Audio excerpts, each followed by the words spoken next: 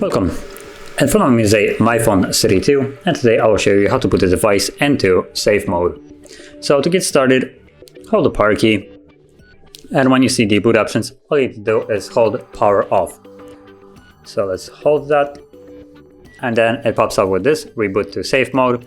So confirm that by tapping on OK. The device will now reboot, and when it's back on, you will see a message or a watermark in a corner stating safe mode. So let's just wait for that to actually show up.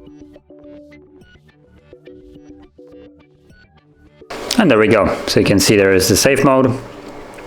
And in this mode, only the essential apps work, other ones are disabled. So if you have some kind of problems with your device that is showing, for instance, ads on the home screen and stuff like that, this is a good mode to see if there's something wrong with your device or if there's some kind of like malware on it, because it will disable anything else on it. But yeah, this is how you would access it. And if you want to leave it, all you need to do is hold the power key and this time just select restart. And when the device is back on, it will be back in the normal mode.